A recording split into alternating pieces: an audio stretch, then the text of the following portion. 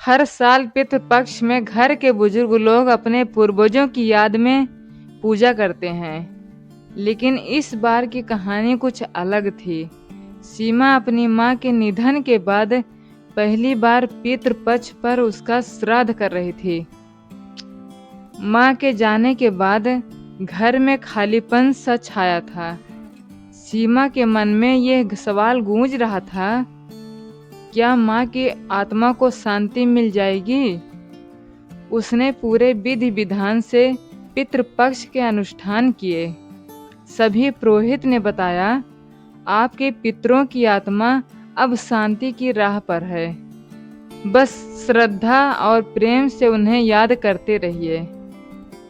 उस दिन सीमा के आंसू उसके प्रेम का प्रमाण बने।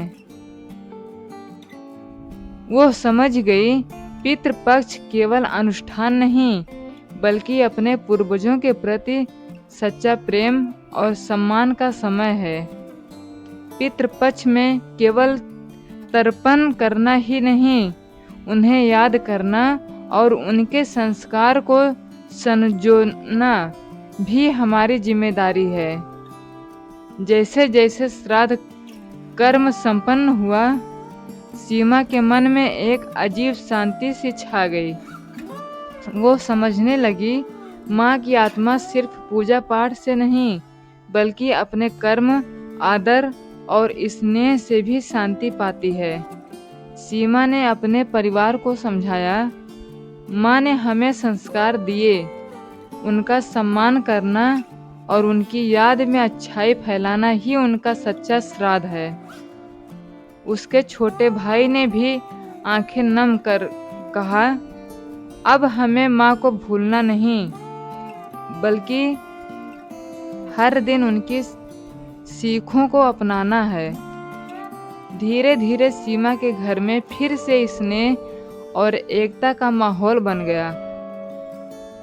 पितृपक्ष ने केवल पुरानी आत्माओं को याद नहीं किया, बल्कि नए संस्कारों और नए रिश्तों को भी मजबूत किया।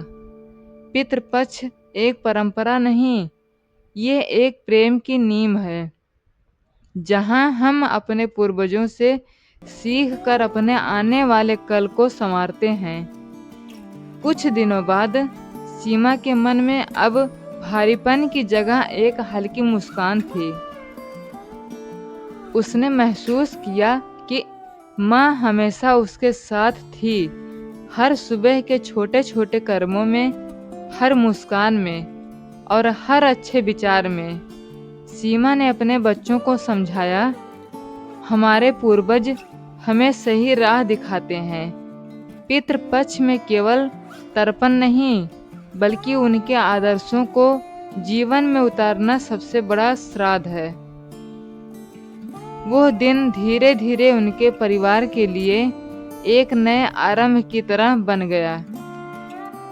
अब हर साल पितृपक्ष में वे सिर्फ अनुष्ठान नहीं करते, बल्कि माँ की याद में एक नए संस्कार की शुरुआत करते हैं। जो हमें जीवन दिया, वही हमारे भीतर हमेशा जीवित रहेगा।